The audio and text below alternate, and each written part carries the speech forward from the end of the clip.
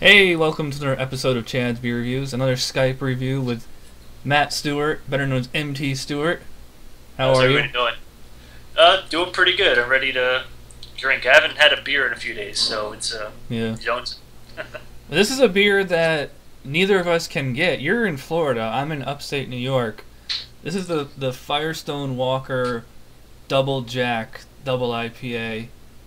It's a 9.5% ABV. And according to Chris Stouts at Beer Geek Nation, this is actually better than Pliny the Elder.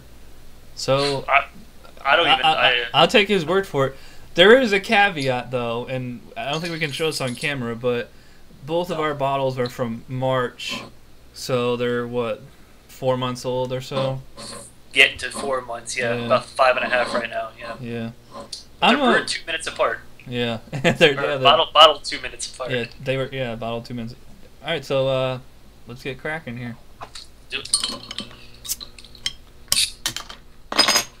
All right, we're back, and we both have like a kind of orange, hazy kind of. Mine looks really hazy. Is yours? Not really. Mine's pretty clear. You can almost see through it. Yeah. Not too hazy.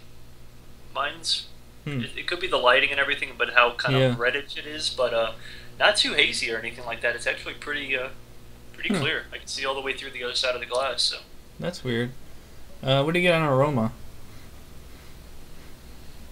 It's almost like, oh god, it's got that hop kind of, not the hop fruitiness to it, but there's something sweet about it. Like I can't. Yeah. Like a caramel or something, like a burnt caramel maybe. Yeah, like a creme brulee burn scorched sugar. Yeah, I wasn't expecting that on this. Yeah, I get it's not so much fruit juice as it is like fruit syrup or something. Like if you got like a fruit cocktail in a can, like that syrup that's in it. Concentrated kind of syrup smell to it, but it's pretty pleasant. Yeah. Very, very florally, very citrus. All right, so you ready to drink here? Yeah, absolutely. Cheers. Bing.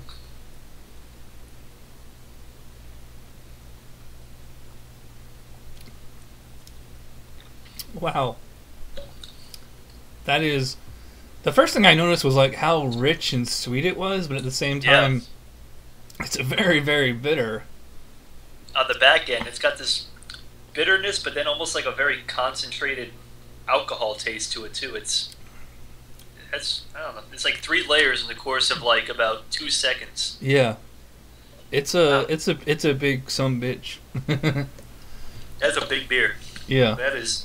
You taste the alcohol. What is it? 10% alcohol. 9.5. Yeah. 9.5. You're squeezing every 9.5 percentage point into this beer, because sometimes there's a lot of beers you can't taste it. This one, you're nice and warm. Get a nice warm feeling to it too. I get like, kind of like what we said with the nose, like that fruit syrup. It's just like that rich. It's like it's sticky. Yeah, it's, resiny, nice, pretty resiny.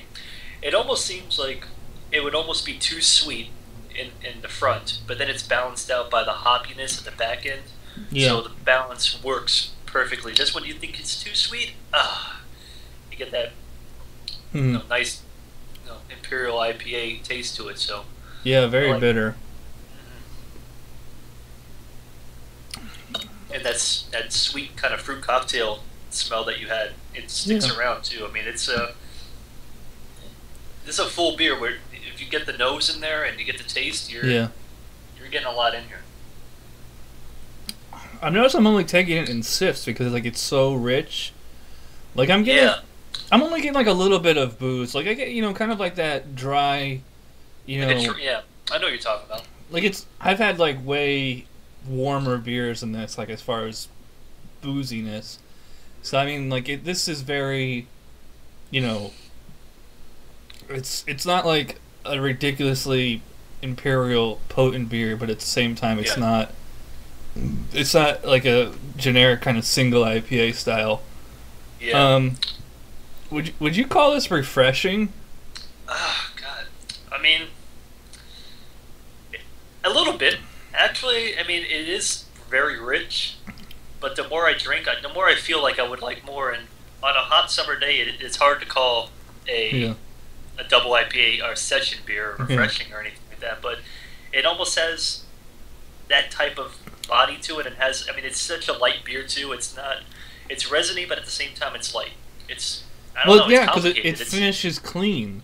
Yeah, it's clean. That's what's surprising me so much, because like while it's in the mouth, it's like that super juice, nectar, and the intense hop bitterness. Yeah. And then it kind of washes away right as you finish it, which is very strange, because usually a big ass IPA like this, the hops are gonna linger and dry you out. I don't know. I love the way it tastes. I love the way it finishes. I like how it's clean. I like how I can taste the booze in it. Yeah. It's hitting on all cylinders. Like, it's doing everything right that I want in a double IPA. Yeah. Without it being too sweet, too bitter, or too heavy. It's Final thoughts and grade. For me, it's approaching 10 out of 10, but I can't quite give it that. I'm gonna give it a 9. I'm giving it a demerit for the drinkability, because it's like it's a sipper. Yeah. It's I do like that it finishes so clean, but because it's like so rich and robust, I can't really slug it down. If I had some, spicy wings or something to offset it, then it'd be a different story. But you know what? For me to drink this entire bottle tonight is gonna be a struggle. Really? Yeah, so I'm gonna go 9 out of 10. Like an A-. What do you think? I mean, if I'm gonna gauge this on all the beers I've had in that 9 out of 10 or 10 out of 10 range, double IPA wise or imperial IPA wise, I would definitely give this a 10 out of 10, just because of the fact that this is probably one of the best all around double IPAs I've had. Yeah. Probably in ever, because it has that great smell, that kind of like burnt sugar, nice hoppy aroma.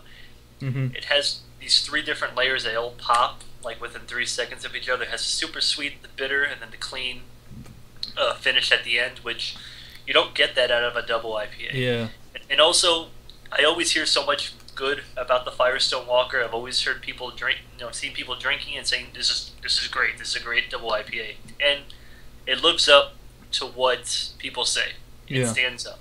I haven't had Pliny the Elder, unfortunately, so I can't compare it to another great double IPA like that.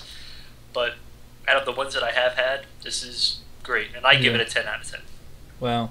Well, I mean, we're kind of splitting hairs, though, but the point is that it's a really, really good beer. Yeah, it's really good. I'm noticing now that it's warming up, I'm getting like a ton of honey now.